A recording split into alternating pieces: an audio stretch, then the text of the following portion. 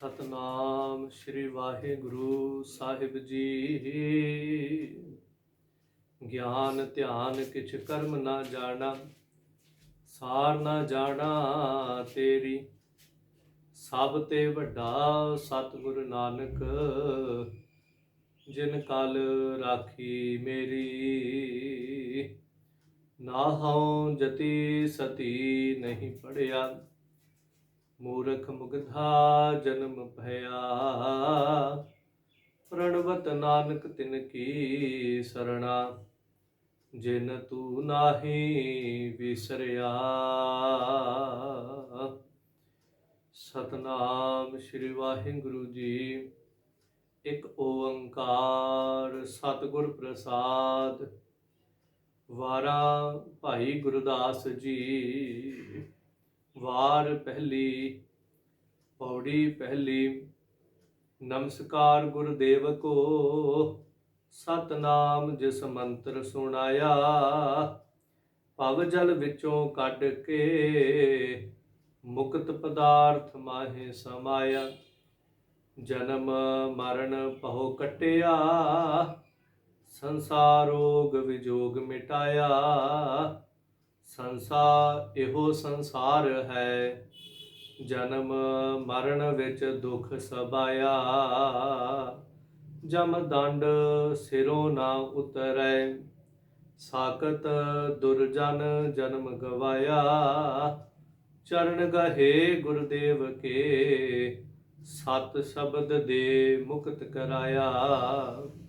ਭਾਉ ਭਗਤ ਗੁਰਪੁਰਬ ਕਰ, ਨਾਮਦਾਨ ਇਸਨਾਨ ਦ੍ਰਿੜਾਇਆ। ਜੇਹਾ ਬਿਓ ਤੇਹਾ ਫਲ ਪਾਇਆ, ਜੇਹਾ ਬਿਓ ਤੇਹਾ ਫਲ ਪਾਇਆ। ਵਾਹਿਗੁਰੂ ਜੀ ਕਾ ਖਾਲਸਾ, ਵਾਹਿਗੁਰੂ ਜੀ ਕੀ ਫਤਿਹ।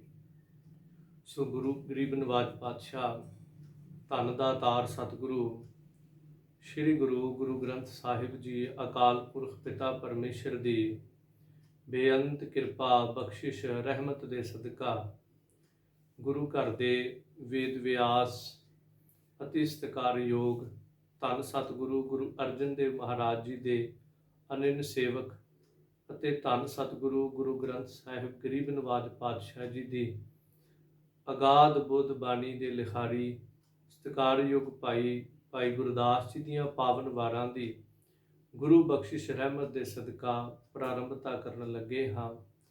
ਧੰਨ ਗਰੀਬ ਨਵਾਜ ਗੁਰੂ ਗ੍ਰੰਥ ਸਾਹਿਬ ਪਾਤਸ਼ਾਹ ਦੀ ਅਪਾਰ ਕਿਰਪਾ ਰਹਿਮਤ ਦੇ ਸਦਕਾ ਇਸ ਮਹਾਨ ਕਾਰਜ ਦੀ ਪ੍ਰਾਰੰਭਤਾ ਕਰਨ ਲੱਗੇ ਹਾਂ। ਸੋ ਗੁਰੂ ਰੂਪ ਗੁਰੂ ਖਾਲਸਾ ਸਾਧ ਸੰਗਤ ਜੀ, ਅਸੀਸ ਬਖਸ਼ਣਾ, ਅਰਦਾਸ ਕਰਨਾ ਕਿ ਸਤਿਗੁਰੂ ਤਰਸ ਕਰਿਓ, ਇਹਨਾਂ ਮਹਾਨ ਕਾਰਜਾਂ ਦੇ ਵਿੱਚ ਆਪ ਸਹਾਈ ਹੋ ਕਰਕੇ ਇਸ ਕਾਰਜ ਨੂੰ ਸੰਪੂਰਨਤਾ ਬਖਸ਼ਿਸ਼ ਕਰਨੀ।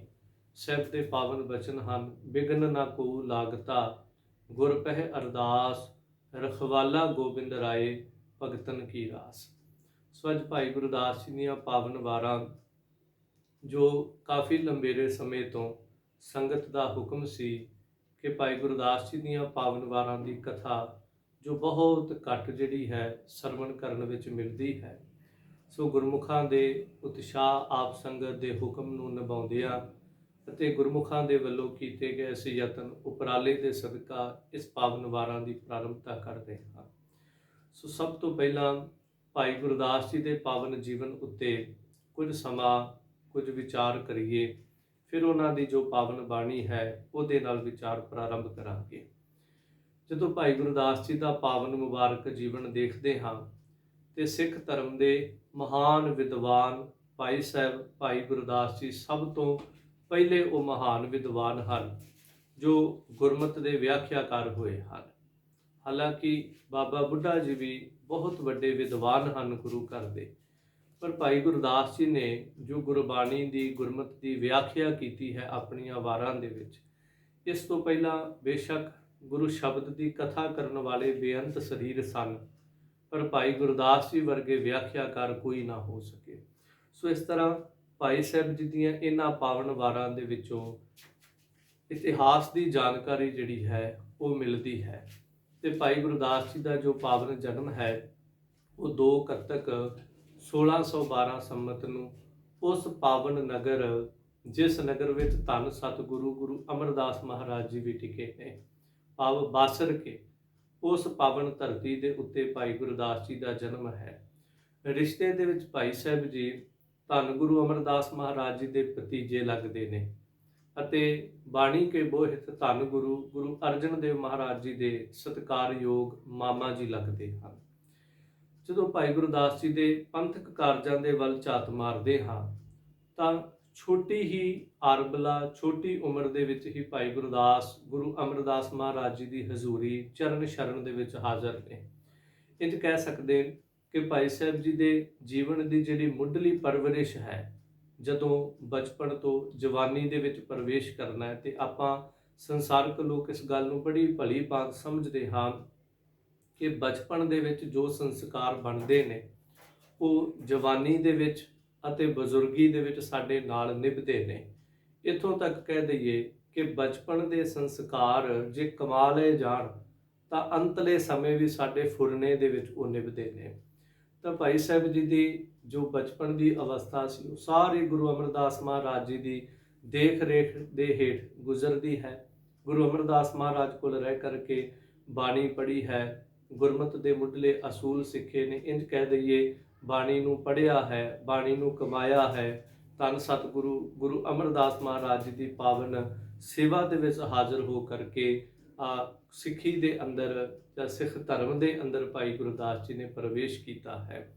ਫਿਰ ਇਸ ਪਰਵਰਿਸ਼ ਤੋਂ ਬਾਅਦ ਜਦੋਂ ਅਸੀਂ ਦੇਖਦੇ ਹਾਂ ਭਾਈ ਗੁਰਦਾਸ ਜੀ ਦੇ ਅੰਦਰ ਇਤਿਹਾਸ ਦੀ, ਗੁਰ ਸ਼ਬਦ ਦੀ ਇੰਨੀ ਪ੍ਰੇਮ, ਇੰਨੀ ਲਗਨ ਹੈ ਕਿ ਉਹਨਾਂ ਨੇ, ਜਦੋਂ ਆਪਾਂ ਇਹ ਪਾਵਨ ਵਾਰਾਂ ਦੇ ਵਿਚਾਰ ਪ੍ਰਾਰੰਭ ਕਰਾਂਗੇ, ਜਿਵੇਂ ਜਿਵੇਂ ਆਪਾਂ ਪੜਾਅ ਦਰ ਪੜਾਅ ਚੱਲਦੇ ਜਾਵਾਂਗੇ ਤੇ ਆਪਾਂ ਨੂੰ ਭਾਈ ਗੁਰਦਾਸ ਜੀ ਦੀਆਂ ਇਹਨਾਂ ਵਾਰਾਂ ਦੇ ਵਿੱਚੋਂ ਇਤਿਹਾਸ ਦੀ ਸਮਝ ਆਏਗੀ। ਕਿਉਂਕਿ ਭਾਈ ਸਾਹਿਬ ਜੀ ਨੇ ਧੰਨ ਗੁਰੂ ਅਮਰਦਾਸ ਮਹਾਰਾਜ, ਗੁਰੂ ਰਾਮਦਾਸ ਮਹਾਰਾਜ, ਗੁਰੂ ਅਰਜਨ ਦੇਵ ਪਾਤਸ਼ਾਹ, ਫਿਰ ਗੁਰੂ ਹਰਗੋਬਿੰਦ ਮਹਾਰਾਜ ਜੀ ਤੱਕ ਸਤਿਗੁਰਾਂ ਦੀ ਸੰਗਤ ਕੀਤੀ। ਉਸ ਸਮੇਂ ਦਾ ਜੋ ਇਤਿਹਾਸ ਸੀ, ਭਾਵ ਕਿ ਗੁਰੂ ਅਮਰਦਾਸ ਮਹਾਰਾਜ ਦੇ ਸਮੇਂ ਜੋ ਇਤਿਹਾਸ ਵਾਪਰਿਆ, ਸਿੱਖ ਸੰਗਤਾਂ ਨੇ ਆਉਣਾ ਜਾਂ ਸਮੇਂ ਅਨੁਸਾਰ ਜੋ ਕੁਝ ਹੋਇਆ, ਗੁਰੂ ਅਰਜਨ ਦੇਵ ਮਹਾਰਾਜ ਜੀ ਦਾ ਇਤਿਹਾਸ, ਗੁਰੂ ਹਰਗੋਬਿੰਦ ਮਹਾਰਾਜ ਜੀ ਨੇ ਜਿਸ ਵਕਤ ਮੀਰੀ ਪੀਰੀ ਦੀਆਂ ਤਲਵਾਰਾਂ ਪਹਿਨੀਆਂ, ਇਹ ਇਤਿਹਾਸ ਹੈ ਜੋ ਭਾਈ ਗੁਰਦਾਸ ਜੀ ਨੇ ਆਪਣੀਆਂ ਵਾਰਾਂ ਵਿੱਚ ਅੰਕਿਤ ਕੀਤਾ ਹੈ। ਫਿਰ ਉਹ ਉਸ ਸਮੇਂ ਦੇ ਕੁਝ ਐਸੇ ਸਿੱਖ ਜਿਨ੍ਹਾਂ ਨੂੰ ਬੜੀ ਨਿਰਭੈਤਾ ਦੇ ਨਾਲ, ਬੜੇ ਬੇਖੌਫ ਹੋ ਕਰਕੇ ਭਾਈ ਸਾਹਿਬ ਨੇ ਆਪਣੀਆਂ ਵਾਰਾਂ ਦੇ ਵਿੱਚ ਉਹਨਾਂ ਨੂੰ ਮੀਣੇ ਤੇ ਮਸੰਦੀਏ ਕਹਿ ਕਰਕੇ ਵੀ ਸੰਬੋਧਨ ਕੀਤਾ। ਕੋਈ ਉਹਨਾਂ ਦਾ ਡਰ ਨਹੀਂ ਰੱਖਿਆ, ਤਾਂ ਕਿ ਰਹਿੰਦੀ ਦੁਨੀਆ ਤੱਕ ਜਿਤਨੇ ਵੀ ਗੁਰੂ ਕੇ ਸਿੱਖ ਹੋਣ, ਉਹਨਾਂ ਨੂੰ ਇਹ ਵਾਰਾਂ ਪੜ੍ਹ ਕੇ ਪਤਾ ਲੱਗ ਸਕੇ ਕਿ ਗੁਰੂ ਸਾਹਿਬ ਜੀ ਦੇ ਸਮੇਂ ਤੇ ਐਸੇ ਵੀ ਸਿੱਖ ਹੋਏ ਨੇ। ਫਿਰ ਜਿਹੜੇ ਕਮਾਈ ਵਾਲੇ ਸਿੱਖ ਸਨ, ਜਿਨ੍ਹਾਂ ਨੇ ਗੁਰੂ ਸਾਹਿਬ ਜੀ ਦੇ ਦਿੱਤੇ ਉਪਦੇਸ਼ਾਂ, ਸਿਧਾਂਤਾਂ ਨੂੰ ਜ਼ਿੰਦਗੀ ਦੇ ਵਿੱਚ ਕਮਾਇਆ ਹੈ, ਉਹਨਾਂ ਦਾ ਵੀ ਵੇਰਵਾ ਭਾਈ ਸਾਹਿਬ ਨੇ ਆਪਣੀਆਂ ਇਹਨਾਂ ਪਾਵਨ ਵਾਰਾਂ ਦੇ ਵਿੱਚ ਅੰਕਿਤ ਕੀਤਾ ਹੈ, ਤਾਂ ਕਿ ਉਹਨਾਂ ਦਾ ਇਤਿਹਾਸ ਕਿਸੇ ਤੋਂ ਲੁਕਿਆ ਨਾ ਰਹਿ ਸਕੇ। ਸੋ ਧੰਨ ਗਰੀਬ ਨਵਾਜ ਗੁਰੂ ਨਾਨਕ ਪਾਤਸ਼ਾਹ ਜੀ ਦੇ ਪਾਵਨ ਇਤਿਹਾਸ ਵਰਣਨ ਕੀਤੇ, ਮੱਕੇ ਦੀ ਯਾਤਰਾ, 4 ਉਦਾਸੀਆਂ। ਸੋ ਇਸ ਤਰ੍ਹਾਂ ਜਦੋਂ ਅਸੀਂ ਇਹਨਾਂ ਵਾਰਾਂ ਨੂੰ ਪੜ੍ਹਾਂਗੇ, ਕਥਾ ਸਰਵਣ ਕਰਾਂਗੇ, ਆਪਾਂ ਸਾਰੇ ਇਤਿਹਾਸ ਤੋਂ ਜਾਣੂ ਹੋ ਜਾਵਾਂਗੇ। ਸੋ ਦੂਸਰਾ, ਭਾਈ ਗੁਰਦਾਸ ਜੀ ਨੇ ਜਦੋਂ ਧੰਨ ਗੁਰੂ ਅਰਜਨ ਦੇਵ ਮਹਾਰਾਜ ਜੀ ਬਾਣੀ ਲਿਖਵਾਉਂਦੇ ਨੇ ਤਾਂ ਉਹ ਸਾਰੀ ਬਾਣੀ ਨੂੰ ਲਿਖਣ ਦੀ, ਲਿਖਾਰੀ ਦੀ ਜਿਹੜੀ ਸੇਵਾ ਸੀ ਉਹ ਭਾਈ ਗੁਰਦਾਸ ਜੀ ਦੇ ਹਿੱਸੇ ਆਈ।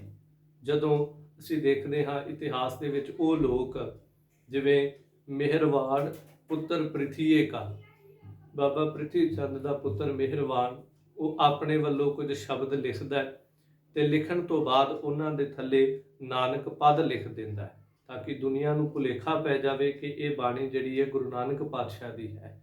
ਜਦੋਂ ਇਸ ਤਰ੍ਹਾਂ ਵੀ ਖਬਰ ਪਹੁੰਚਦੀ ਤੇ ਭਾਈ ਗੁਰਦਾਸ ਜੀ ਕੁਝ ਹੋਰ ਗੁਰੂ ਕੇ ਪਿਆਰ ਵਾਲੇ ਮੋਢੀ ਸਿੱਖ ਹੀ ਗਲ ਵਿੱਚ ਪੱਲਾ ਪਾ ਕੇ ਗੁਰੂ ਅਰਜਨ ਦੇਵ ਮਹਾਰਾਜ ਅੱਗੇ ਬੇਨਤੀ ਕਰਦੇ ਨੇ, ਸਤਿਗੁਰੂ ਕਿਰਪਾ ਕਰੋ, ਬਾਣੀ ਦੇ ਵਿੱਚ ਰਲਾ ਪੈ ਰਿਹਾ ਹੈ।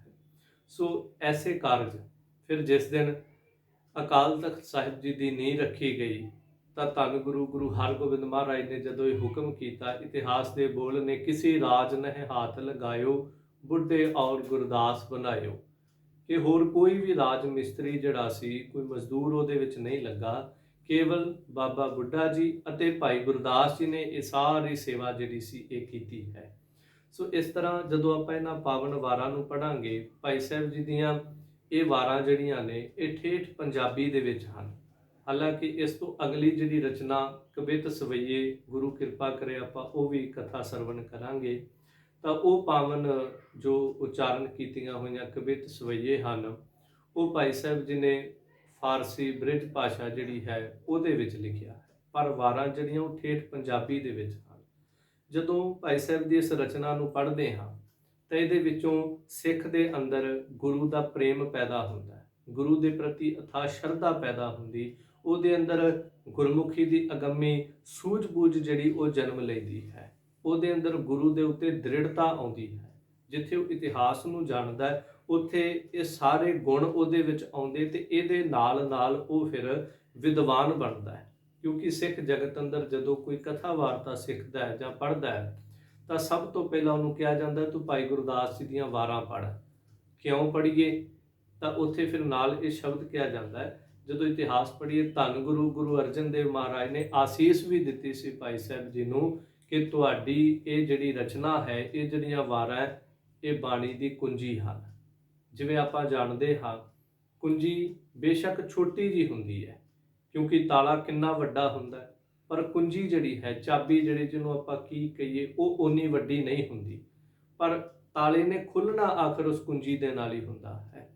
ਭਾਈ ਗੁਰਦਾਸ ਜੀ ਦੀ ਇਹ ਜਿਹੜੀ ਰਚਨਾ ਹੈ, ਇਹ ਜਿਹੜੀਆਂ ਵਾਰਾਂ ਨੇ ਬੇਸ਼ੱਕ ਗਿਣਤੀ ਦੇ ਵਿੱਚ ਬਹੁਤ ਜ਼ਿਆਦਾ ਨਹੀਂ ਹਨ, ਪਰ ਇਹ ਸੱਚਾਈ ਹੈ ਕਿ ਇਹਨਾਂ ਵਾਰਾਂ ਨੂੰ ਪੜ੍ਹਨ ਦੇ ਨਾਲ ਬਾਣੀ ਦੇ ਕੁਝ ਭੇਦ, ਗੁਰੂ ਕੀ ਬਾਣੀ ਦੇ ਸ਼ਬਦਾਂ ਦੀ ਵਿਆਖਿਆ ਬੜੀ ਸਰਲਤਾ ਨਾਲ ਸਮਝ ਆਉਂਦੀ ਹੈ। ਜਿਵੇਂ ਜਿਵੇਂ ਆਪਾਂ ਸਰਵਣ ਕਰਾਂਗੇ ਤੁਹਾਨੂੰ ਆਪਣੇ ਆਪ ਪਤਾ ਚੱਲੇਗਾ ਕਿ ਕਿਹੜੀ ਵਾਰ ਜਿਹੜੀ ਹੈ ਉਹ ਬਾਣੀ ਦੀ ਕਿਹੜੀ ਪੰਕਤੀ ਦੀ ਵਿਆਖਿਆ ਕਰਦੀ ਪਈ ਹੈ।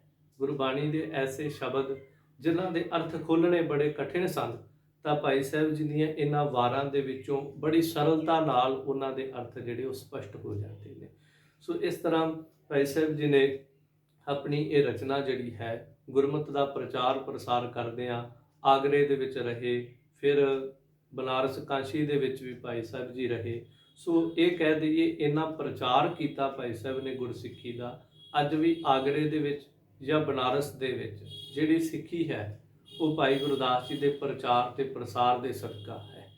ਇਹਨਾਂ ਇਲਾਕਿਆਂ ਦੇ ਵਿੱਚ ਰਹਿ ਕਰਕੇ ਬਹੁਤ ਵੱਡੀਆਂ ਵੱਡੀਆਂ ਚਰਚਾ ਬ੍ਰਾਹਮਣਾਂ ਦੇ ਨਾਲ, ਵਿਦਵਾਨਾਂ ਦੇ ਨਾਲ ਵੀ ਕੀਤੀਆਂ, ਉਹਨਾਂ ਸਭਾ ਨੂੰ ਵੀ ਜਿੱਤਿਆ। ਕਾਸ਼ੀ ਦਾ ਰਾਜਾ ਵੀ ਭਾਈ ਗੁਰਦਾਸ ਜੀ ਦਾ ਮੁਰੀਦ ਹੋ ਗਿਆ। ਐਸੀ ਵਿਦਵਤਾ ਸੀ ਉਹਨਾਂ ਦੇ ਕੋਲ ਕਿ ਰਾਜੇ ਨੇ ਵੀ ਉਹਨਾਂ ਨੂੰ ਆਪਣਾ ਗੁਰੂ ਧਾਰਨਾ ਕਰ ਲਿਆ। ਸੋ ਇਸ ਤਰ੍ਹਾਂ ਅੱਜ ਇਸ ਪਾਵਨ ਰਚਨਾ ਦੇ ਅੰਦਰ ਜਦੋਂ ਆਪਾਂ ਸਰਵਣ ਕਰਦੇ ਹਾਂ ਤੇ ਇਸ ਰਚਨਾ ਦੇ ਅੰਦਰ 4-5 ਜੋ ਅਸੀਂ ਕਹਿ ਦਈਏ ਹਿੱਸੇ ਜਿਹੜੇ ਨੇ, ਜਿਸ ਤਰ੍ਹਾਂ ਕੋਈ ਵੀ ਵਿਆਖਿਆ ਕਰਨੀ ਹੋਵੇ, ਕੋਈ ਵੀ ਰਚਨਾ ਕਰਨੀ ਹੋਵੇ ਤਾਂ ਉਹਦੇ ਵਿੱਚ ਵਿਸ਼ੇ, ਪ੍ਰਯੋਜਨ, ਅਧਿਕਾਰੀ, ਪ੍ਰਤਿਪਾਦਿ ਅਤੇ ਪ੍ਰਤਿਪਾਦਕ, ਇਹ 5 ਜਿਹੜੇ ਹਨ ਇਹ ਮੁੱਖ ਰੂਪ ਦੇ ਵਿੱਚ ਹੁੰਦੇ। ਤਾਂ ਭਾਈ ਸਾਹਿਬ ਜੀ ਦੀਆਂ ਇਹਨਾਂ ਰਚਨਾ ਦੇ ਵਿੱਚ ਜੋ ਸਭ ਤੋਂ ਪਹਿਲਾਂ ਇਸ ਗ੍ਰੰਥ ਦਾ ਵਿਸ਼ਾ ਕੀ ਹੈ ਕਿ ਉਹ ਇੱਕ ਪਰਮਾਤਮਾ ਅਦੁੱਤੀ, ਉਸ ਦਾ ਗਿਆਨ ਜਿਹੜਾ ਇਸ ਗ੍ਰੰਥ ਦਾ ਵਿਸ਼ਾ ਹੈ। ਫਿਰ ਉਸ ਤੋਂ ਬਾਅਦ ਇਹਦਾ ਪ੍ਰਯੋਜਨ ਕੀ ਕਿ ਹਰ ਇੱਕ ਦੇ ਅੰਦਰ ਗੁਰਸਿੱਖੀ, ਪ੍ਰੇਮਾ ਭਗਤੀ ਜਿਹੜੀ ਹੈ ਉਹ ਜਨਮ ਲਵੇ। ਉਸ ਤੋਂ ਬਾਅਦ ਅਧਿਕਾਰੀ ਕਹਿ ਦਈਏ ਤਾਂ ਜੋ ਸ਼ਰਧਾਵਾਨ ਜਿਹੜਾ ਹੈ, ਜਿਹਨੂੰ ਆਪਾਂ ਕਹਿੰਦੇ ਸ਼ਰਧਾਵਾਨੰ ਲੱਭਤੇ ਗਿਆਨੰ, ਸ਼ਰਧਾਵਾਨ ਜਿਹੜੇ ਹਨ, ਬਸ ਪ੍ਰਯੋਜਨ ਜਾਂ ਅਧਿਕਾਰੀ ਜਿਹੜਾ ਉਹ ਹੈ ਜਿਹੜਾ ਬੜੀ ਸ਼ਰਧਾ ਦੇ ਨਾਲ ਇਸ ਗ੍ਰੰਥ ਨੂੰ, ਇਹਨਾਂ ਰਚਨਾਵਾਂ ਨੂੰ ਅਤੇ ਗੁਰੂ ਗ੍ਰੰਥ ਸਾਹਿਬ ਮਹਾਰਾਜ ਦੀ ਬਾਣੀ ਨੂੰ ਜਾਣਨਾ ਚਾਹੁੰਦਾ ਹੈ। ਸੋ ਖੈਰ ਆਓ ਭਾਈ ਸਾਹਿਬ ਜੀ ਦਾ ਜੋ ਇਤਿਹਾਸ, ਜੋ ਉਹਨਾਂ ਦੇ ਜੀਵਨ ਦੀਆਂ ਕੁਝ ਘਟਨਾਵਾਂ, ਕਿਉਂਕਿ ਭਾਈ ਸਾਹਿਬ ਜੀ ਨੇ ਧੰਨ ਗੁਰੂ ਅਮਰਦਾਸ ਮਹਾਰਾਜ, ਗੁਰੂ ਰਾਮਦਾਸ, ਗੁਰੂ ਅਰਜਨ ਦੇਵ, ਫਿਰ ਗੁਰੂ ਹਰਗੋਬਿੰਦ ਮਹਾਰਾਜ ਜੀ ਦੀ ਸੰਗਤ ਕੀਤੀ। ਤੇ ਐਸੇ ਪਿਆਰੇ ਸਿੱਖ ਦਾ ਜੀਵਨ ਵੀ ਬਹੁਤ ਲੰਬੇਰਾ ਹੈ। ਸੋ ਯਤਨ ਕਰਾਂਗੇ ਵਾਰਾਂ ਦੇ ਵਿੱਚ ਸਮੇਂ-ਸਮੇਂ ਦੇ ਨਾਲ ਭਾਈ ਸਾਹਿਬ ਦੇ ਜੀਵਨ ਵਿੱਚੋਂ ਵੀ ਆਪਾਂ ਕੁਝ ਝਾਤ, ਕੋਈ ਉਹਨਾਂ ਦੇ ਜੀਵਨ ਦੇ ਇਤਿਹਾਸ ਜਿਹੜੇ ਸਾਂਝੇ ਕਰਾਂਗੇ। ਪਰ ਅੱਜ ਵਾਰਾਂ ਦੀ ਪ੍ਰਾਰੰਭਤਾ ਹੈ ਤਾਂ ਗਰੀਬ ਨਵਾਜ ਸਾਹਿਬ ਜੀ ਦੀ ਆਸੀਸ ਲਈਏ ਅਤੇ ਪਿਆਰ ਸਹਿਤ ਸਾਹਿਬ ਦੇ ਅੱਗੇ ਆਖੀਏ, ਦਾਤਾ ਜੀ ਕਿਰਪਾ ਕਰਿਓ, ਆਪ ਸਿਰ ਤੇ ਮਿਹਰ ਦਾ ਹੱਥ ਰੱਖ ਕੇ ਮਨ ਬਿਰਤੀਆਂ, ਸੁਰਤ ਇੰਦਰੀਆਂ ਦੀ ਇਕਾਗਰਤਾ ਬਖਸ਼ ਕੇ, ਪ੍ਰੇਮ ਭਾਵਨਾ, ਪ੍ਰੀਤ ਪ੍ਰਤੀਤ ਦੀ ਦਾਤ ਦੇ ਕੇ ਆਪਣੇ ਪਿਆਰੇ ਸੇਵਕ ਦੀ ਇਸ ਮਹਾਨ ਰਚਨਾ ਦੀ ਵਿਆਖਿਆ ਬੜੀ ਭਾਵਨਾ, ਬੜੇ ਅੰਦਰ ਦੇ ਪ੍ਰੇਮ, ਅਕੀਦੇ, ਸ਼ਰਧਾ ਦੇ ਨਾਲ ਆਤਮ ਗਿਆਨ ਦੀ ਸੋਝੀ ਬਖਸ਼ ਕੇ ਕਰਵਾ ਲੈਣੀ। ਸੋ ਆਓ ਇੱਕ ਦਫਾ ਉਚਾਰਨ ਕਰੋ, ਆਖੋ ਜੀ ਸਤਨਾਮ ਸ਼੍ਰੀ ਵਾਹਿਗੁਰੂ ਜੀ। ਇੱਕ ਓੰਕਾਰ ਸਤਿਗੁਰ ਪ੍ਰਸਾਦ। ਉਹ ਪਰਮਾਤਮਾ ਇੱਕ ਹੈ, ਅਦੁੱਤੀय ਹੈ। ਉਹ ਸਾਰੇ ਰੂਪਾਂ, ਰੇਖਾਂ, ਰੰਗਾਂ, ਭੇਦਾਂ, ਚੱਕਰ, ਚਿੰਨ੍ਹ ਆਦਿਕਾਂ ਤੋਂ ਪਰੇ ਹੈ। ਉਹ ਪੂਰੇ ਗੁਰੂ ਦੀ ਕਿਰਪਾ, ਬਖਸ਼ਿਸ਼, ਰਹਿਮਤ ਦੇ ਸਦਕਾ ਉਹ ਪ੍ਰਾਪਤ ਹੁੰਦਾ ਹੈ, ਕਿਉਂਕਿ ਉਹ ਸਤਚਿਤ ਆਨੰਦ ਸਰੂਪ ਪਰਿਪੂਰਨ ਪਰਮਾਤਮਾ ਹੈ। ਪੂਰੇ ਗੁਰੂ ਦੀ ਹਜ਼ੂਰੀ ਵਿੱਚ ਜਦੋਂ ਸਿੱਖ ਆਉਂਦਾ ਹੈ ਤਾਂ ਉਹ ਅਕਾਲ ਪੁਰਖ ਜੋ ਇੱਕ ਹੈ, ਉਹ ਜਿਸ ਦਾ ਭਾਵ ਕਿ ਉਹ ਸਰਬ ਦਾ ਪ੍ਰਕਾਸ਼ਕ ਹੈ, ਉਹ ਸਾਰਿਆਂ ਨੂੰ ਪ੍ਰਕਾਸ਼ ਦੇਣ ਵਾਲਾ ਹੈ, ਸਮੁੱਚੀ ਕਾਇਨਾਤ ਦਾ ਮਾਲਕ ਹੈ। ਸਭ ਮਹਿ ਜੋਤ ਜੋਤ ਹੈ ਸੋਏ, ਤਿਸਦਾ ਚਾਨਣ ਸਭ ਮਹਿ ਚਾਨਣ ਹੋਏ।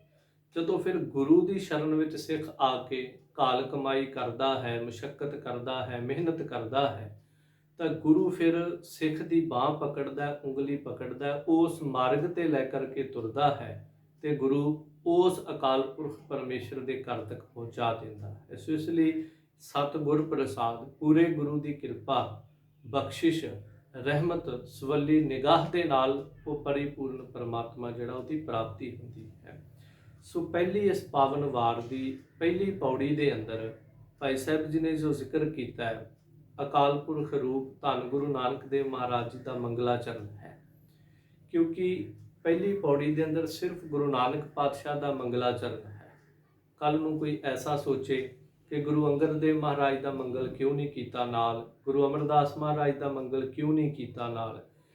ਭਾਈ ਸਾਹਿਬ ਜੀ ਦੇ ਅੰਦਰ ਜੋ ਭਾਵਨਾ, ਜੋ ਅਕੀਦਾ, ਜੋ ਹਰ ਸਿੱਖ ਦੇ ਅੰਦਰ ਹੋਵੇ, ਜਿਹਨੂੰ ਬਾਣੀ ਅੰਦਰ ਅਸੀਂ ਬਚਨ ਪੜ੍ਹਦੇ, ਜੋਤ ਓਹਾ ਜੁਗਤ ਸਾਇਕ ਸੈ ਕਾਇਆ ਫੇਰ ਪਲਟੀ ਹੈ, ਕਿ ਜੋਤ ਤੇ ਉਹੀ ਹੈ ਜੋ ਗੁਰੂ ਨਾਨਕ ਪਾਤਸ਼ਾਹ ਅੰਦਰ ਹੈ, ਗੁਰੂ ਅੰਗਦ ਦੇਵ ਮਹਾਰਾਜ ਦੇ ਅੰਦਰ ਹੈ, ਗੁਰੂ ਅਮਰਦਾਸ ਮਹਾਰਾਜ ਦੇ ਅੰਦਰ ਵੀ ਉਹੀ ਜੋਤ ਹੈ। ਸੋ ਜਦੋਂ ਗੁਰੂ ਨਾਨਕ ਪਾਤਸ਼ਾਹ ਜੀ ਦਾ ਮੰਗਲ ਕਰ ਦਿੱਤਾ, ਗੁਰੂ ਨਾਨਕ ਪਾਤਸ਼ਾਹ ਨੂੰ ਨਮਸਕਾਰ ਕਰ ਦਿੱਤੀ, ਗੁਰੂ ਨਾਨਕ ਪਾਤਸ਼ਾਹ ਦੇ ਚਰਨਾਂ ਤੇ ਸੀਸ ਨਿਵਾ ਦਿੱਤਾ, ਤੇ ਸਾਰੇ ਗੁਰੂ ਸਾਹਿਬਾਨ ਜੀ ਦੇ ਚਰਨਾਂ ਤੇ ਨਮਸਕਾਰ ਹੋ ਗਈ। ਜਿਸ ਤਰ੍ਹਾਂ ਅਸੀਂ ਕਹੀਏ ਕਿ ਇੱਕ ਰੁੱਖ ਹੈ, ਉਹਦੇ ਪੱਤਿਆਂ ਤੇ ਪਾਣੀ ਪਾਉਣਾ, ਉਹਦੀਆਂ ਟਾਹਣੀਆਂ ਤੇ ਪਾਣੀ ਪਾਉਣਾ, ਪਰ ਜਦੋਂ ਉਹਦੇ ਮੁੱਢ ਦੇ ਵਿੱਚ, ਉਹਦੀ ਜੜ੍ਹ ਦੇ ਵਿੱਚ ਪਾਣੀ ਪਾ ਦਿੱਤਾ ਜਾਂਦਾ, ਉਹ ਫਿਰ ਸਾਰੇ ਰੁੱਖ ਦੇ ਤਾਈਂ ਪਹੁੰਚ ਜਾਂਦਾ ਹੈ। ਜਦੋਂ ਗੁਰੂ ਨਾਨਕ ਪਾਤਸ਼ਾਹ ਨੂੰ ਨਮਸਕਾਰ ਕਰ ਲਈ ਤੇ ਸਾਰੇ ਗੁਰੂ ਸਾਹਿਬਾਨ ਦੇ ਚਰਨਾਂ ਤੇ ਨਮਸਕਾਰ ਹੋ ਗਈ। ਜਦੋਂ ਅੱਜ ਸਿੱਖ ਧੰਨ ਗੁਰੂ ਗ੍ਰੰਥ ਸਾਹਿਬ ਮਹਾਰਾਜ ਨੂੰ ਨਮਸਕਾਰ ਕਰਦਾ ਹੈ ਤਾਂ 10 ਪਾਤਸ਼ਾਹੀਆਂ ਦੇ ਚਰਨਾਂ ਤੇ ਨਮਸਕਾਰ ਹੈ। ਜਿਵੇਂ ਸਿਆਣਿਆਂ ਦੀ ਇੱਕ ਕਹਾਵਤ ਪੰਜਾਬ 'ਚ ਆਪਾਂ ਆਮ ਪੜ੍ਹਦੇ ਵੀ, ਹਾਥੀ ਦੀ ਪੈੜ ਥੱਲੇ ਸਾਰਿਆਂ ਦੇ ਨਿਸ਼ਾਨ ਆ ਜਾਂਦੇ ਨੇ। ਸੋ ਇਸ ਤਰ੍ਹਾਂ ਭਾਈ ਸਾਹਿਬ ਨੇ ਗੁਰੂ ਨਾਨਕ ਪਾਤਸ਼ਾਹ ਜੀ ਨੂੰ ਨਮਸਕਾਰ ਕੀਤੀ, ਮੰਗਲਾਚਰਨ ਕੀਤਾ, ਅਰਦਾਸ ਕੀਤੀ, ਕਿਉਂਕਿ ਜਦੋਂ ਵੀ ਕਿਸੇ ਮਹਾਨ ਵੱਡੇ ਕਾਰਜ ਦੀ ਪ੍ਰਾਰੰਭਤਾ ਹੁੰਦੀ, ਅੱਜ ਵੀ ਸਿੱਖ ਅਰਦਾਸ ਕਰਦਾ ਹੈ।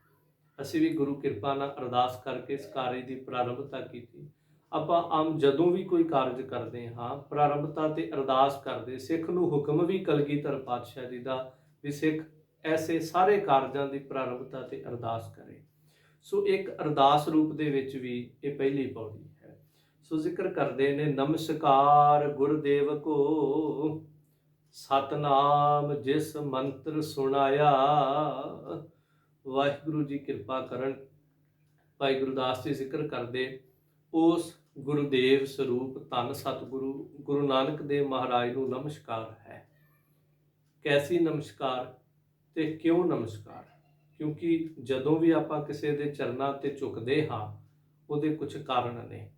ਉਹਦੇ ਗੁਣਾਂ ਤੋਂ ਪ੍ਰਭਾਵਿਤ ਹੁੰਦੇ, ਉਹਦੀ ਸਿੱਖਿਆ ਤੋਂ ਪ੍ਰਭਾਵਿਤ ਹੁੰਦੇ ਆ, ਜਾਂ ਉਹਨੇ ਜੋ ਸੰਸਾਰ ਨੂੰ ਦਿੱਤਾ ਹੁੰਦਾ ਹੈ ਉਹਦੇ ਤੋਂ ਪ੍ਰਭਾਵਿਤ ਹੁੰਦੇ ਆ। ਅਦਰਵਾਈਜ਼ ਆਪਾਂ ਸੰਸਾਰ ਤੇ ਬਿਨਾਂ ਮਤਲਬ ਤੋਂ ਕਿਸੇ ਦੇ ਚਰਨਾਂ ਤੇ ਨਮਸਕਾਰ ਨਹੀਂ ਕਰਦੇ। ਭਾਵ ਇਹ ਵੀ ਨਾ ਸਮਝ ਲੈਣਾ ਕਿ ਸ਼ਾਇਦ ਆਮ ਲੋਕਾਂ ਦੇ ਪੈਰਾਂ ਤੇ ਸਿਰ ਰੱਖ ਦੇਣਾ। ਜਦੋਂ ਕਿਸੇ ਸਤਿਪੁਰਖ, ਸਾਧੂ ਪੁਰਖ ਦੇ ਅੱਗੇ ਆਪਾਂ ਉਹਦੇ ਚਰਨਾਂ ਤੇ ਨਮਸਕਾਰ ਕਰਦੇ ਹਾਂ, ਪੈਰੀ ਪਵਨਾ ਕਰਦੇ ਹਾਂ, ਉਹਦੀ ਬੰਦਗੀ ਹੈ, ਉਹਦੇ ਗੁਣ ਹਨ, ਉਹਦੀ ਸੰਸਾਰ ਨੂੰ ਇੱਕ ਮਹਾਨ ਦੇਣ ਹੈ। ਇਸ ਕਰਕੇ ਸੋ ਗੁਰੂ ਨਾਨਕ ਪਾਤਸ਼ਾਹ ਦੇ ਚਰਨਾਂ ਤੇ ਕਿਉਂ ਨਮਸਕਾਰ? ਇੱਕ ਤਾਂ ਇਹ ਕਾਰਨ, ਉਹ ਅਕਾਲ ਪੁਰਖ ਰੂਪ ਨੇ, ਪਰ ਭਾਈ ਸਾਹਿਬ ਜੋ ਇੱਥੇ ਕਹਿੰਦੇ ਨੇ, ਸਾਡੀ ਗੁਰਦੇਵ ਗੁਰੂ ਸਤਿਗੁਰੂ ਗੁਰੂ ਨਾਨਕ ਪਾਤਸ਼ਾਹ ਦੇ ਚਰਨਾਂ ਤੇ ਨਮਸਕਾਰ ਹੈ। ਕਿਉਂ? ਕਹਿੰਦੇ ਸਤਨਾਮ ਜਿਸ ਮੰਤਰ ਸੁਣਾਇਆ, ਜਿਸ ਧੰਨ ਗੁਰੂ ਨਾਨਕ ਦੇਵ ਮਹਾਰਾਜ ਜੀ ਨੇ ਸਾਰੇ ਜਗਤ ਨੂੰ ਸਤਨਾਮ ਦਾ ਮੰਤਰ ਜਿਹੜਾ ਉਹ ਸੁਣਾਉਣਾ ਕੀਤਾ ਹੈ। ਕਿਉਂਕਿ ਸਤਨਾਮ ਮੰਤਰ ਦੇਖੋ, ਮੈਂ ਜ਼ਿਕਰ ਕਰਾਂ, ਗੁਰੂ ਨਾਨਕ ਪਾਤਸ਼ਾਹ ਜੀ ਨੇ ਕੇਵਲ ਸਿੱਖ ਨੂੰ ਨਹੀਂ ਸੁਣਾਇਆ। ਜਦੋਂ ਅਸੀਂ ਸਾਹਿਬ ਜੀ ਦੀਆਂ ਉਦਾਸੀਆਂ ਪੜ੍ਹਦੇ ਹਾਂ ਤਾਂ ਉਹਨਾਂ ਉਦਾਸੀਆਂ ਦੇ ਵਿੱਚ ਜ਼ਿਕਰ ਆਉਂਦਾ ਹੈ, ਕਦੇ ਸਤਿਗੁਰੂ ਜੀ ਮੱਕੇ ਜਾਂਦੇ ਨੇ, ਜੀਵਨ ਕਾਜੀ ਨੂੰ ਵੀ ਸਤਨਾਮ ਦਾ ਉਪਦੇਸ਼ ਹੈ, ਸਿੱਧਾਂ ਨੂੰ ਵੀ ਸਤਨਾਮ ਦਾ ਉਪਦੇਸ਼ ਹੈ, ਸੱਜਣ ਵਰਗੇ ਠੱਗ ਜਿਹੜੇ ਨੇ ਉਹਨਾਂ ਨੂੰ ਵੀ ਸਤਨਾਮ ਦਾ ਉਪਦੇਸ਼ ਹੈ। ਇੰਜ ਕਹਿ ਦਈਏ ਇਕੱਲੇ ਮਨੁੱਖਾਂ ਦੀ ਗੱਲ ਨਹੀਂ, ਕੌਡੇ ਵਰਗੇ ਰਾਖਸ਼ਾਂ ਨੂੰ ਵੀ ਸਤਨਾਮ ਦਾ ਹੀ ਉਪਦੇਸ਼ ਹੈ। ਫਿਰ ਦੇਖੋ, ਸੰਸਾਰ ਦੇ ਉੱਤੇ ਕੁਝ ਐਸੇ ਮਜ਼ਹਬ, ਕੁਝ ਐਸੇ ਧਰਮ ਸਨ ਜਿਨ੍ਹਾਂ ਨੇ ਕਹਿ ਦਿੱਤਾ ਆਹ ਸਾਡਾ ਜਿਹੜਾ ਮੰਤਰ ਹੈ ਇਹ ਬ੍ਰਾਹਮਣ ਦੇ ਕੰਨਾਂ ਵਿੱਚ ਪੈ ਸਕਦਾ, ਸ਼ੂਦਰ ਦੇ ਕੰਨਾਂ ਵਿੱਚ ਨਹੀਂ ਪੈ ਸਕਦਾ।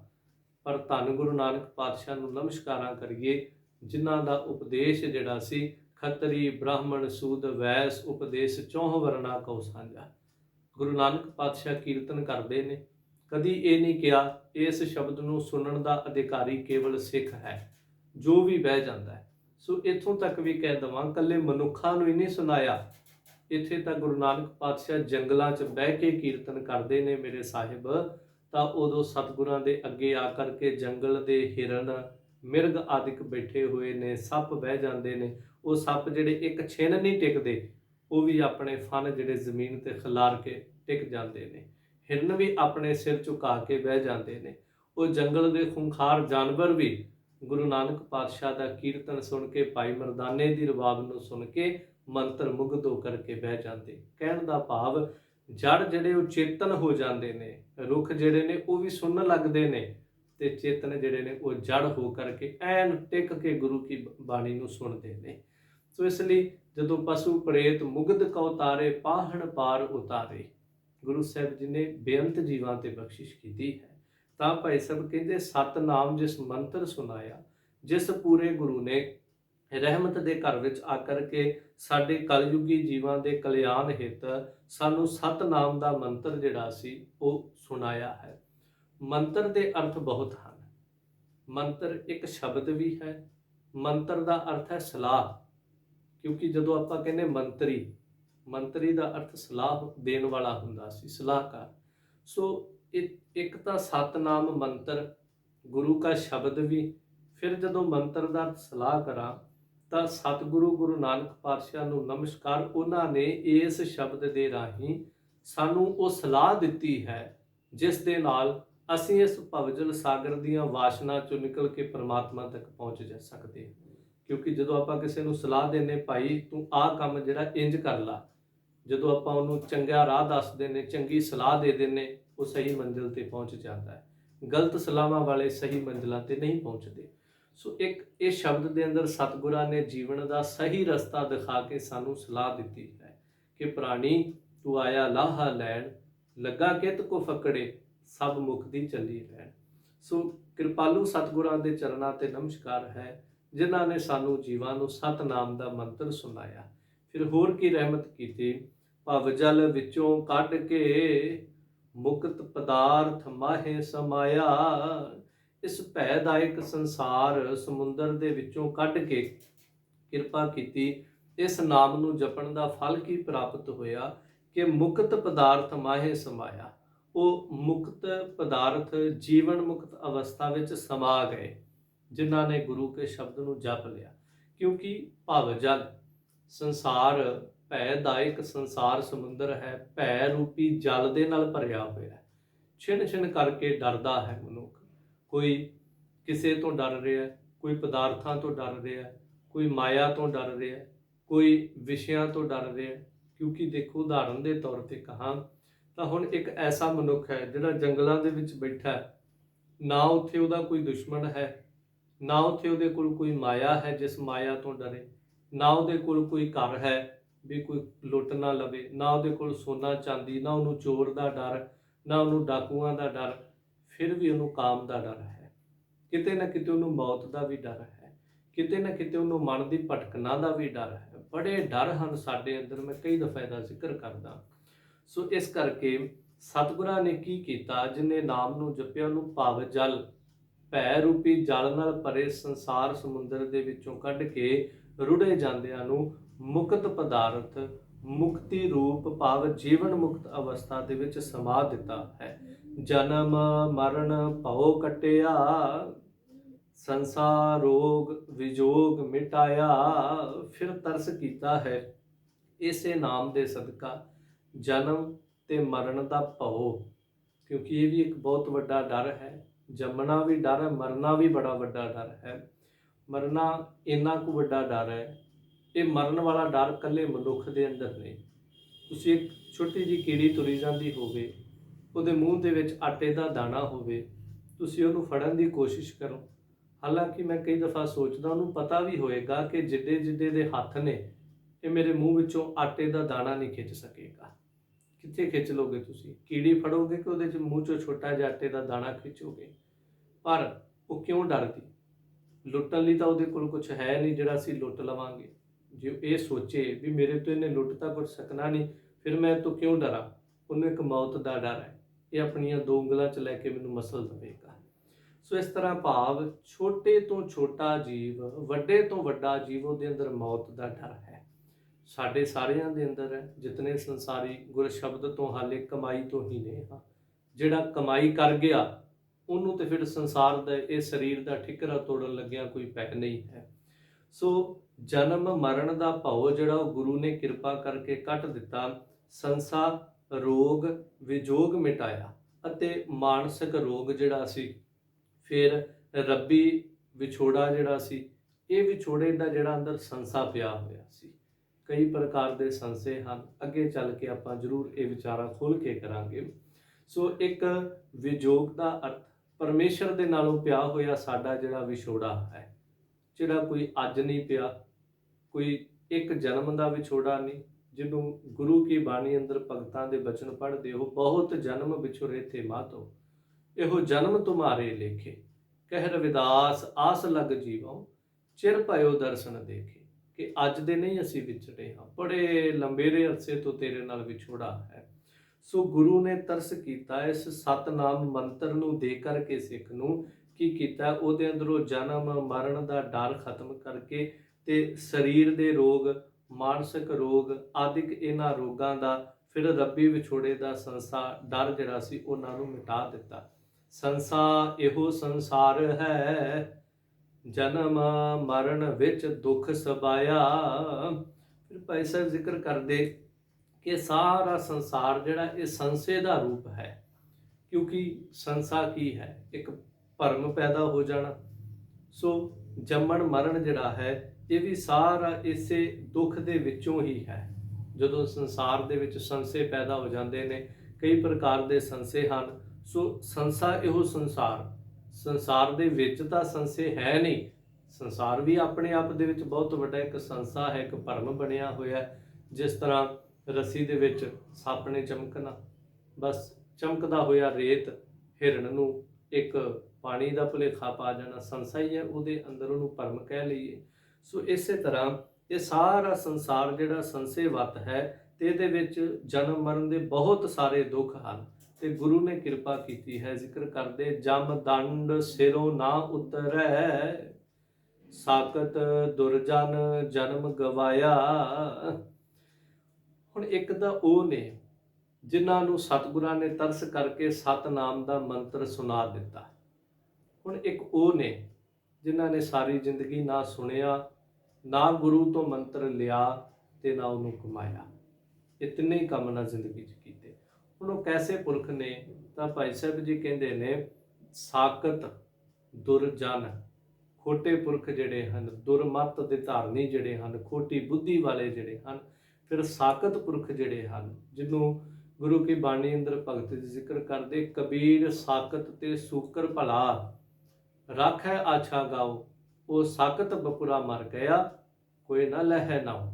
ਕਿ ਸਾਕਤ ਪੁਰਖ ਦੇ ਨਾਲੋਂ ਤੇ ਗਲੀ ਦਾ ਇੱਕ ਸੂਰ ਭਲਾ ਹੈ, ਜਿਹੜਾ ਕਮ ਸੇ ਕਮ ਰਾਖੈ ਆਛਾ ਗਾਓ, ਨਗਰ ਨੂੰ ਤੇ ਸਾਫ਼ ਰੱਖਦਾ, ਗਲੀ ਮੁਹੱਲੇ ਦੀਆਂ ਨਾਲੀਆਂ ਤਾਂ ਸਾਫ਼ ਕਰ ਛੱਡਦਾ ਗੰਦਗੀ ਖਾ ਕੇ, ਤੇ ਸਾਕਤ ਪੁਰਖ ਤੇ ਗੰਦਗੀ ਪਾਉਂਦਾ ਹੈ। ਉਹ ਵਿਚਾਰਾਂ ਦੀ ਗੰਦਗੀ ਪਾ ਰਿਹਾ, ਲੋਕਾਂ ਦੇ ਵਿੱਚ ਮਨਮਤ ਦੀ ਗੰਦਗੀ ਪਾ ਰਿਹਾ। ਜਿਸ ਦਿਨ ਸਾਕਤ ਪੁਰਖ ਮਰਦਾ ਕੋਈ ਰੋਇਆ ਨਾ, ਜਿਸ ਦਿਨ ਗਲੀ ਦਾ ਸੂਰ ਮਰਿਆ ਭਗਤ ਜੀ ਕਹਿੰਦੇ ਉਹਨੂੰ ਵੀ ਦੁਨੀਆ ਰੋ ਪਈ ਵੀ ਚੰਗਾ ਸੀ ਸਾਕਤ ਨਾਲੋਂ ਤੇ ਚੰਗਾ ਸੀ ਨਾ। ਸੋ ਸਾਕਤ ਦੁਰਜਨ ਜਨਮ ਗਵਾਇਆ, ਉਹਨਾਂ ਨੇ ਜਨਮ ਗਵਾ ਲਿਆ ਤੇ ਫਿਰ ਕਿਸ ਤਰ੍ਹਾਂ ਇੱਥੇ ਵੀ ਦੁੱਖ ਭੋਗਿਆ। ਜਮ ਦੰਡ ਸਿਰੋਂ ਨਾ ਉਤਰੈ, ਉਹਨਾਂ ਦੇ ਸਿਰ ਤੋਂ ਜਮਾਂ ਦੀ ਮਾਰ, ਜਮਾਂ ਦਾ ਦੰਡ, ਜਮਾਂ ਦੀ ਪੀੜਾ, ਜਮਾਂ ਦੀ ਸਾਸਨਾ ਜਿਹੜੀ ਉਤਰਦੀ ਨਹੀਂ। ਕਿਉਂਕਿ ਦੰਡ ਵੀ 4-5 ਪ੍ਰਕਾਰ ਦੇ ਹਨ, ਰਾਜ ਦੰਡ, ਪਿਤਰੀ ਦੰਡ, ਦੇਵ ਦੰਡ, ਰਿਖੀ ਦੰਡ, ਜਮ ਦੰਡ। ਪਰ ਜਿਨ੍ਹਾਂ ਨੂੰ ਰਿਖੀ ਦੰਡ ਮਿਲ ਜਾਂਦਾ ਉਹਨਾਂ ਦੇ ਸਿਰ ਤੋਂ ਸਾਰੇ ਦੰਡ ਜਿਹੜੇ ਉਹ ਲੈ ਜਾਂਦੇ ਨੇ। ਆਸੀਸਾਂ ਕਹਿਦੀ ਉਹਨਾਂ ਦਾ ਵਰ ਮਿਲ ਜਾਂਦਾ ਹੈ, ਉਹਨਾਂ ਦੀ ਪ੍ਰੇਮਾ ਭਗਤੀ ਮਿਲ ਜਾਂਦੀ ਹੈ। ਉਹਨਾਂ ਦੇ ਸਿਰ ਤੋਂ ਪਿਤਰੀ ਦੰਡ, ਹਾਲਾਂਕਿ ਗੁਰਮਤਿ ਦਾ ਪਿਤਰੀ ਦੰਡ ਨਾਲ ਕੋਈ ਵਾਸਤਾ ਨਹੀਂ ਹੈ, ਪਰ ਕੁਝ ਲੋਕ ਮੰਨ ਲੈਂਦੇ ਨੇ। ਪਰ ਜੋ ਗ੍ਰੰਥਾਂ ਦੇ ਵਿੱਚ ਦੰਡ ਮੰਨੇ ਗਏ, ਰਾਜ ਦੰਡ ਸਰਕਾਰ ਵੱਲੋਂ, ਰਾਜੇ ਵੱਲੋਂ ਦਿੱਤਾ ਗਿਆ ਦੰਡ, ਪਿਤਰੀ ਦੰਡ ਪਿਤਰਾਂ ਦਾ ਨਾਰਾਜ਼ ਹੋ ਜਾਣਾ, ਦੇਵ ਦੰਡ ਜਿਸ ਤਰ੍ਹਾਂ ਦੇਵਤੇ ਮੰਨਦੇ ਨੇ ਅੱਗ ਦੇ ਵੱਲੋਂ ਕੋਈ ਪ੍ਰਕੋਪੀ ਧਾਰਨ ਕਰਨੀ, ਕਿਤੇ ਹੜ੍ਹ ਆ ਜਾਣ ਤੇ ਲੋਕੀ ਕਹਿ ਦਿੰਦੇ ਜਲ ਦੇਵਤਾ ਨਾਰਾਜ਼ ਹੋ ਗਿਆ। ਸੋ ਇਹ ਦੇਵ ਦੰਡ ਹਨ। ਰਿਖੀ ਦੰਡ, ਫਿਰ ਜਮ ਦੰਡ, ਜਮਾਂ ਵੱਲੋਂ ਦਿੱਤਾ ਗਿਆ ਦੰਡ, ਪੀੜਾ। ਤਾਂ ਐਸੇ ਸਾਕਤ ਪੁਰਖ ਜਿਹੜੇ ਹਨ ਉਹਨਾਂ ਦੇ ਸਿਰ 'ਚੋਂ ਜਮਾਂ ਦਾ ਦੰਡ ਜਿਹੜਾ ਉਹ ਨਹੀਂ ਉਤਰਦਾ। ਪਰ ਅੱਗੇ ਕਿਰਪਾ ਕਰਦੇ ਨੇ ਕੁਝ ਐਸੇ ਕਮਾਈ ਵਾਲੇ ਹਨ ਜਿਨ੍ਹਾਂ ਨੇ ਚਰਨ ਗਹੇ ਗੁਰਦੇਵ ਕੇ, ਸਤ ਸ਼ਬਦ ਦੇ ਮੁਕਤ ਕਰਾਇਆ, ਜਿਨ੍ਹਾਂ ਨੇ ਗੁਰਦੇਵ ਪੂਰੇ ਗੁਰੂ ਦੇ ਚਰਨਾਂ ਦਾ ਆਸਰਾ ਲੈ ਲਿਆ, ਗੁਰੂ ਕੀ ਹਜ਼ੂਰੀ ਆ ਗਏ ਤੇ ਹਜ਼ੂਰੀ ਆ ਕੇ ਨਾਲ ਅਰਦਾਸ ਕੀਤੀ, ਤਰਾਹੇ ਤਰਾਹੇ ਕਰ ਸਰਣੀ ਆਏ, ਰੱਖੋ ਰੱਖਣ ਹਾਰੇ, ਕਿ ਸਤਿਗੁਰੂ ਅਸੀਂ ਤੇਰੀ ਸ਼ਰਨ ਵਿੱਚ ਆਏ ਹਾਂ। ਸੰਸਾਰ ਸਮੁੰਦੇ ਤਾਰ ਗੋਬਿੰਦੇ, ਤਾਰ ਲੈ ਬਾਪ ਬੀਠੋਲਾ, ਕਿਰਪਾ ਕਰ ਸਾਨੂੰ ਇਸ ਭੈਦਾਇਕ ਸੰਸਾਰ ਸਮੁੰਦਰ ਤੋਂ ਤਾਰ ਲੈਣਾ ਕਰ। ਸੋ ਇਸ ਤਰ੍ਹਾਂ ਜਿਹੜੇ ਗੁਰੂ ਕੀ ਸ਼ਰਨ ਵਿੱਚ ਆ ਗਏ ਉਹਨਾਂ ਨੇ ਫਿਰ ਚਰਨ ਗਹੇ ਗੁਰਦੇਵ ਕੇ, ਗੁਰਦੇਵ ਧੰਨ ਗੁਰੂ ਨਾਨਕ ਪਾਤਸ਼ਾਹ ਦੇ ਚਰਨ ਪਕੜੇ। ਜਿਨ੍ਹਾਂ ਨੇ ਚਰਨ ਪਕੜ ਲਏ ਉਹਨਾਂ ਨੂੰ ਫਿਰ ਗੁਰੂ ਸਾਹਿਬ ਨੇ ਕੀ ਕੀਤਾ, ਸਤ ਸ਼ਬਦ ਦੇ। ਕੋਈ ਵਰ ਨਹੀਂ ਦਿੱਤਾ, ਕੋਈ ਇਸ ਤਰ੍ਹਾਂ ਨਹੀਂ ਕਹਿ ਦਿੱਤਾ ਜਿਵੇਂ ਅੱਜ ਸੰਸਾਰ ਦੇ ਗੁਰੂ ਕਹਿ ਦਿੰਦੇ ਤੁਹਾਨੂੰ ਕੁਝ ਕਰਨ ਦੀ ਲੋੜ ਨਹੀਂ, ਬਸ ਆਓ ਅਸੀਂ ਤੁਹਾਡੇ ਸਿਰ ਤੇ ਹੱਥ ਰੱਖਾਂਗੇ ਤੇ ਤੁਸੀਂ ਮੁਕਤ ਹੋ ਜਾਣਾ। ਗੁਰੂ ਸਾਹਿਬ ਅੰਦਰ ਇਹ ਸਾਰੀ ਸਮਰੱਥਾ ਹੈ। ਪਰ ਫਿਰ ਵੀ ਜੋ ਗੁਰੂ ਕੀ ਹਜ਼ੂਰੀ ਆਇਆ, ਸਾਹਿਬ ਨੇ ਕਿਹਾ ਮੰਤਰ ਸਤਨਾਮ ਜਪਿਆ ਕਰ, ਵਾਹਿਗੁਰੂ ਜਪਿਆ ਕਰ, ਗੁਰ ਸ਼ਬਦ ਦੀ ਕਮਾਈ ਕਰ, ਤਾਂ ਤੇਰੇ ਜੀਵਨ ਦਾ ਭਲਾ ਹੋਏਗਾ। ਸੋ ਇਸ ਤਰ੍ਹਾਂ ਭਾਈ ਸਾਹਿਬ ਕਹਿੰਦੇ ਸਤ ਸ਼ਬਦ ਦੇ, ਸੱਚਾ ਸ਼ਬਦ ਅਕਾਲ ਪੁਰਖ ਪਰਮੇਸ਼ਰ ਦਾ ਨਾਮ ਜਿਸ ਦਾ ਉੱਪਰ ਜ਼ਿਕਰ ਕਰ ਰਹੇ ਨੇ ਕਿ ਸਤਨਾਮ ਮੰਤਰ ਸੁਣਾਇਆ। ਇਸ ਤਰ੍ਹਾਂ ਸਤ ਸ਼ਬਦ ਦੇ, ਸੱਚਾ ਸ਼ਬਦ ਦੇ ਕੇ ਉਹਨਾਂ ਨੂੰ ਮੁਕਤ ਕਰ ਦਿੱਤਾ। ਫਿਰ ਉਹ ਕਮਾਈ ਵਾਲੇ ਗੁਰਸਿੱਖਾਂ ਨੇ ਕੀ ਕੀਤਾ ਹੈ, ਪਾਓ ਭਗਤ ਗੁਰਪੁਰਬ ਕਰ, ਨਾਮਦਾਨ ਇਸ਼ਨਾਨ ਦ੍ਰਿੜਾਇਆ। ਉਹਨਾਂ ਨੇ ਫਿਰ ਪਾਓ ਭਗਤ, ਪ੍ਰੇਮਾ ਭਗਤੀ ਦੇ ਨਾਲ ਗੁਰੂ ਕੇ ਪੁਰਬ ਜਿਹੜੇ ਉਹ ਕੀਤੇ। ਕਿਉਂਕਿ ਅੱਗੇ ਵੀ ਜ਼ਿਕਰ ਕਰਨਗੇ ਕੁਰਬਾਨੀ ਤਿੰਨਾਂ ਗੁਰਸਿੱਖਾਂ ਪਾਏ ਭਗਤ ਗੁਰਪੁਰਬ ਕਰਨ ਦੇ। ਧੰਨ ਗੁਰੂ ਅੰਗਦ ਦੇਵ ਮਹਾਰਾਜ ਬੜੇ ਪ੍ਰੇਮ, ਬੜੀ ਭਾਵਨਾ ਨਾਲ ਗੁਰੂ ਨਾਨਕ ਪਾਤਸ਼ਾਹ ਜੀ ਦਾ ਅਵਤਾਰ ਪੁਰਬ, ਗੁਰੂ ਨਾਨਕ ਪਾਤਸ਼ਾਹ ਜੀ ਦਾ ਫਿਰ ਜੋਤੀ ਜੋਤ ਪੁਰਬ ਮਨਾਉਂਦੇ ਨੇ। ਸੋ ਇਸ ਤਰ੍ਹਾਂ ਗੁਰੂ ਅਮਰਦਾਸ ਮਹਾਰਾਜ ਜੀ ਵੀ ਗੁਰੂ ਅੰਗਦ ਦੇਵ ਮਹਾਰਾਜ ਦਾ ਪੁਰਬ ਮਨਾਉਂਦੇ। ਹੁਕਮ ਵੀ ਕੀਤਾ ਸੀ ਸਿੱਖਾਂ ਨੂੰ ਕਿ ਗੁਰੂ ਕੇ ਪੁਰਬ ਤੇ ਸਾਰੇ ਸਿੱਖ ਜਿਹੜੇ ਇਕੱਠੇ ਹੋਇਆ ਕਰੋ। ਅੱਜ ਵੀ ਜਦੋਂ ਗੁਰਪੁਰਬ ਆਵੇ ਤਾਂ ਹਰ ਸਿੱਖ ਜਿਹੜਾ ਉਹ ਗੁਰੂ ਘਰ ਜ਼ਰੂਰ ਜਾਂਦਾ ਹੈ, ਤੇ ਜੋ ਨਹੀਂ ਜਾਂਦਾ ਉਹਨੂੰ ਬੇਨਤੀ ਹੈ ਜ਼ਰੂਰ ਜਾਈਏ। ਵੈਸੇ ਤੇ ਸਿੱਖ ਰੋਜ਼ ਆਪਣੇ ਗੁਰੂ ਕੋਲ ਜਾਵੇ, ਪਰ ਜਿਸ ਦਿਨ ਗੁਰੂ ਦਾ ਕੋਈ ਪੁਰਬ ਆਉਂਦਾ ਹੈ, ਸ਼ਹੀਦੀ ਪੁਰਬ, ਜੋਤੀ ਜੋਤ ਪੁਰਬ, ਪ੍ਰਕਾਸ਼ ਪੁਰਬ, ਗੁਰਤਾ ਗੱਦੀ ਪੁਰਬ, ਉਸ ਦਿਨ ਗੁਰੂ ਕਾ ਸਿੱਖ ਆਪਣੇ ਗੁਰੂ ਸਾਹਿਬ ਕੋਲ ਜ਼ਰੂਰ ਜਾਵੇ। ਸੋ ਭਾਓ ਭਗਤ ਗੁਰਪੁਰਬ ਕਰ, ਸਿੱਖ ਜਿਹੜੇ ਨੇ ਬੜੇ ਪ੍ਰੇਮ ਦੇ ਨਾਲ ਗੁਰੂ ਦੇ ਚਰਨਾਂ ਦਾ ਆਸਰਾ ਲੈ ਕੇ ਸੱਚੇ ਗੁਰੂਦੇਵ ਜੀ ਦੇ ਪੁਰਬ ਜਿਹੜੇ ਹਨ ਉਹ ਸੰਸਾਰਕ ਬੰਧਨਾਂ ਤੋਂ ਉਤਾਂ ਹੋ ਕਰਕੇ ਮਨਾਉਂਦੇ ਹਨ। ਫਿਰ ਗੁਰੂ ਨੇ ਕੀ ਕੀਤਾ, ਨਾਮਦਾਨ ਇਸ਼ਨਾਨ ਦ੍ਰਿੜਾਇਆ। ਗੁਰੂ ਨੇ ਸਿੱਖ ਨੂੰ ਨਾਮ ਦਾ ਦਾਨ ਅਤੇ ਇਸ਼ਨਾਨ ਇਹ ਦ੍ਰਿੜ ਕਰਵਾਏ। ਹੁਣ ਇੱਕ ਇਸ਼ਨਾਨ ਜ਼ਿਕਰ ਕਰਾਂ, ਇੱਕ ਤਨ ਦਾ ਇਸ਼ਨਾਨ ਹੈ, ਪਰ ਇੱਕ ਇਸ ਤੋਂ ਅੱਗੇ ਦੀ ਅਵਸਥਾ ਹੈ। ਤਨ ਦੇ ਇਸ਼ਨਾਨ ਦਾ ਵੀ ਕੋਈ ਬਹੁਤ ਖੰਡਨ ਨਹੀਂ। ਅਸੀਂ ਇਸ ਪਾਸੇ ਤੁਰ ਪਏ ਹਾਂ ਕਿ ਬਸ ਤਨ ਦੇ ਇਸ਼ਨਾਨ ਦੀ ਗੱਲ ਚੱਲੀ ਤੇ ਅਸੀਂ ਤਨ ਦੇ ਇਸ਼ਨਾਨ ਦਾ ਖੰਡਨ ਕਰ ਦਿੱਤਾ। ਹਾਲਾਂਕਿ ਸੁਚਮਤਾ ਦੇ ਵਾਸਤੇ ਸੰਗਤ ਦੇ ਵਿੱਚ ਆਉਣਾ, ਤਨ ਦਾ ਇਸ਼ਨਾਨ ਬੜਾ ਜ਼ਰੂਰੀ ਹੈ। ਜਿਹੜੇ ਲੋਕ ਖੰਡਨ ਕਰਦੇ ਨੇ ਕਿ ਉਹ ਆਪ ਬਾਹਰੀ ਤੌਰ ਤੇ ਕਦੀ ਨਹਾਉਂਦੇ ਨਹੀਂ ਹੋਣਗੇ, ਫਿਰ ਇਹਦਾ ਮਤਲਬ ਸੋ ਇੱਕ ਤਨ ਦਾ ਇਸ਼ਨਾਨ ਜੋ ਸਰੀਰ ਦੀ ਸੁਚਮਤਾ ਦੇ ਵਾਸਤੇ, ਕਿਸੇ ਥਾਂ ਤੇ ਅਸੀਂ ਬਹਿਣਾ ਹੈ, ਸਾਡੇ ਸਰੀਰ ਵਿੱਚੋਂ ਬਦਬੂ ਨਾ ਆਵੇ, ਆਪਣੀ ਸੁਚਮਤਾ ਆਪਣੀ ਸ਼ੁੱਧੀ ਦੇ ਵਾਸਤੇ ਕਰਨਾ ਹੈ। ਇੱਕ ਆਤਮਿਕ ਇਸ਼ਨਾਨ ਹੈ, ਗੁਰੂ ਕੇ ਸ਼ਬਦ ਦੇ ਵਿੱਚ ਇਸ਼ਨਾਨ ਹੈ। ਤਾਂ ਫਿਰ ਨਾਮਦਾਨ ਇਸ਼ਨਾਨ ਗੁਰੂ ਨੇ ਸਿੱਖ ਨੂੰ ਕੀ ਦ੍ਰਿੜ ਕਰਵਾਇਆ? ਇੱਕ ਤਾਂ ਜੋ ਗੁਰੂ का प्यारा सिख है, गुरु रामदास महाराज बचन करते, गुर सतगुर का जो सिख अखाए सो पलके उठ हर नाम ते आवे, उद्यम करे भलके प्रभाती इशनान करे अमृत सरन आवे। सो एक तो इस इशनान की बात। फिर गुरु ने आत्म तीर्थ करे निवास, आत्मक शब्द रूपी तीर्थ के उत्ते भी इशनान करन दा सिख नूं हुक्म कीता, दृढ़ करवाया। फिर सिख जिथे अज भी आपां देखदे कपड़े दा, अन्न दा, माया दा दान कर रहा दुनिया विच, ये जो समा चल रहा है, पर उहदे नाल नाल सिख जो दे अंदर गुरु कोई रहमत पा दिंदा है, कोई किनका पा दिंदा है, वो भी संसार नूं वंडदा है। वो ये नहीं कहता कि मैं बस कुछ मैनू प्राप्त हो गया है, ਜਾਂ मैनू कुछ जपण की सूझ बुझ आ गई है, मैनू कोई जपण का तरीका सलीका आ गया, हुण मैं तां अंदरों कुंडी ला के बह जाना है। मैनू नहीं मतलब संसार मर जे, संसार डुੱਬ जे, लोग की करते ने। नहीं, जदों असीं कमाई वाले महापुरखों के जीवन पढ़ीए तो उन्होंने जो कमाइयां कीतियां उन्होंने दुनिया की झोली च पाया, किते शब्द दुनिया की झोली च पाया, किते गुरु अगे तरला लैके उन्होंने जीवन का भला किया। पर एक परोपकारी जीवन हो जाना। सिख कला पैसे का दान नहीं करता, केवल लंगर का दान नहीं करता। सिख के अंदर जे गुर शब्द की कमाई आ जाती, ਉਹਦਾ भी दान करता है। सिख के अंदर कोई गुण होवे, वो अपने गुण का दान भी करता है।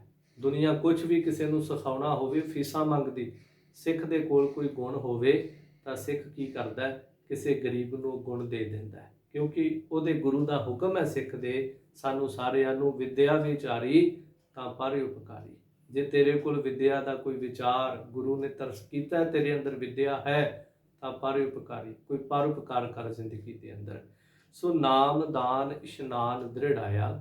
गुरु ने तरस किया, नाम दान इशनान जिहड़ा सी वो सिख नूं दृढ़ करवा दिता है। क्योंकि जिन्ना चिर कोई चीज़ जिहड़ी दृढ़ नहीं हुंदी, हुण एक नूं वार-वार करन दे नाल वो चीज़ पक्की हुंदी। मैं कई दफ़ा कहना हुंदा, बचपन दे विच आपां स्कूले पहाड़े पढ़िया करते सी, हुण पहाड़ा ते पहले दिन ही याद हो जांदा सी कि 2 ਨੂੰ 2 ਨਾਲ ਗੁਣਾ ਕਰੋ, 2 दूनी 4। सो इस तरह ਨੂੰ ਵਾਰ-ਵਾਰ ਕਈ ਦਿਨ ਪੜ੍ਹਦੇ ਸੀ ਤਾਂ ਕਿ ਉਹ ਪੱਕਾ ਹੋ ਜਾਵੇ, ਦ੍ਰਿੜ ਹੋ ਜਾਵੇ। ਤੇ ਬਹੁਤਿਆਂ ਦੀ ਸੱਚਾਈ ਉਹ ਬਚਪਨ ਦੇ ਪੜ੍ਹੇ ਪਹਾੜੇ ਅੱਜ ਵੀ ਯਾਦ ਹਨ। ਸੋ ਇਸ ਤਰ੍ਹਾਂ ਵਾਰ-ਵਾਰ ਬਾਣੀ ਨੂੰ ਪੜ੍ਹਨ, ਗੁਰੂ ਕੇ ਸ਼ਬਦ ਨੂੰ ਪੜ੍ਹਨ ਦੇ ਨਾਲ ਗੁਰੂ ਕੀ ਕਰਦਾ ਹੈ, ਇਹ ਨਾਮਦਾਨ ਸਿੱਖ ਦੇ ਅੰਦਰ ਦ੍ਰਿੜ ਕਰਵਾ ਦਿੱਤਾ। ਅਖੀਰ ਕਹਿੰਦੇ ਜਿਹਾ ਬੀਓ ਤੇਹਾ ਫਲ ਪਾਇਆ। ਜਿਸ ਤਰ੍ਹਾਂ ਦਾ ਜ਼ਿੰਦਗੀ ਦੇ ਅੰਦਰ ਕੋਈ ਬੀਜ ਬੀਜਿਆ ਹੈ, उस तरह का जिंदगी दे विच फल प्राप्त कर लिया। जिन्नी नाम त्याया गए मशक्कत काल की बात है, जिन्हों ने त्याया वो कर्मी आपो अपनी के नेड़े के दूर। सो कर्मां दे मुताबिक जिस तरह का शरीर रूपी धरती विच बीजिया, जिहा बीओ तेहा फल पाया। जिन्हें कर्मां च दुख बीज लिया उन्हें दुख फल प्राप्त कर लिया, जिन्हें शब्द की कमाई कर ली उन्हें सुख रूपी फल जिहड़ा प्राप्त कर लिया। सो इत्थे भाई गुरदास जी दियां इन्हां पावन वारां दी अज प्रारंभता कीती। पहली वार दी पहली पौड़ी जिहड़ी है वो गुरु किरपा दे नाल आपां सरवण कीती है। होइयां भुल्लां दी खिमा, सतगुरु किरपा करन, समर्थ बख्शण। अगली पौड़ी दी विचार आपां कल नूं सरवण करांगे। साहिब जी समर्थ दी दात बख्श के निवाजना करन। भाओ भगत गुरपुरब कर, नाम दान इशनान दृढ़ाया। जेहा बियो तेहा फल पाया। वाहिगुरु जी का खालसा, वाहिगुरु जी की फतेह।